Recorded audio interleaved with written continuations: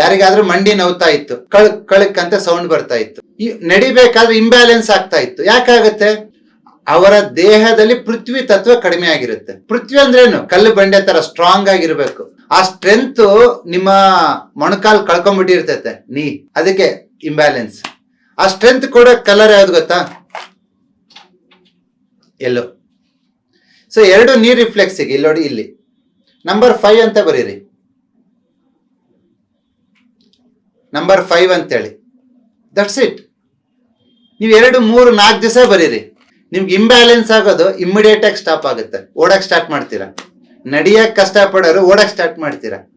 ಎಲ್ಲಿಂದ ಬಂತು ಬಲ? ಪೃಥ್ವಿ ತತ್ವದಿಂದ. ಆ ಪೃಥ್ವಿ ತತ್ವ ನೀನ್ ಹೆಂಗ್ ಕೊಟ್ಟೆ? ಎಲ್ಲೋ ಕಲರ್ ಇಂದ. ಭೂಮಿಗೆ ಏನೇ ಹೋಗ್ಬೇಕಂದ್ರೆ ಎಲ್ಲ ಕಲರೇ. ಹಣ್ಣಾಗಿರ್ಬೋದು, ಎಲೆ ಆಗಿರ್ಬೋದು, ಮನುಷ್ಯ ಆಗಿರ್ಬೋದು, ಎಲ್ಲೋ ಕಲರ್ ಟರ್ನ್ ಆಗುತ್ತೆ. ಎಲ್ಲೋ ಕಲರ್ ಪೃಥ್ವಿ ಸಂಕೇತ. ಅದನ್ನ ನಾನು ಎಲ್ಲಿ ಕೊಟ್ಟೆ? ಮೊಣಕಾಲ್ ರಿಫ್ಲೆಕ್ಸಿಗೆ ಕೊಟ್ಟೆ. ಇದು ಬಲಗಾಲು, ಇದು ಎಡಗಾಲು, ಇದು ದೇಹದ ರಿಫ್ಲೆಕ್ಸ್ ಇದು ಅಲ್ವಾ? ಸೊ ನಿಮ್ಗೆ ಯಾರೆಲ್ಲ ಕಲರ್ ಥೆರಪಿ ಗೊತ್ತಿದೆ ಅವ್ರಿಗೆಲ್ಲ ಈ ರಿಫ್ಲೆಕ್ಸ್ ಗೊತ್ತಿರುತ್ತೆ. ಕಲರ್ ನ್ಯೂಮರಾಲಜಿ ಅಂತ ನೀವು ಇನ್ನೊಂದು ಕಲಿಯೋದ್ರಿಂದ ಪ್ರಿಸೈಸ್ ಆಗಿ ಮಂಡಿನ ಸ್ಟ್ರೆಂತ್ ಅನ್ನು ಮಾಡ್ಬೋದು, ಅದನ್ನ ಬೆಂಡ್ ಆಗೋ ಥರನೂ ಮಾಡ್ಬೋದು, ಸ್ಟ್ರೆಚಿಂಗು ಮಾಡ್ಬೋದು. ಒಂದೊಂದು ಕಲರ್, ಒಂದೊಂದು ನಂಬರ್, ಆ ಕಾಂಬಿನೇಷನ್ ಅಲ್ಲಿ ಬೇರೆ ಬೇರೆ ಎನರ್ಜಿನ ಕ್ರಿಯೇಟ್ ಮಾಡ್ತವೆ.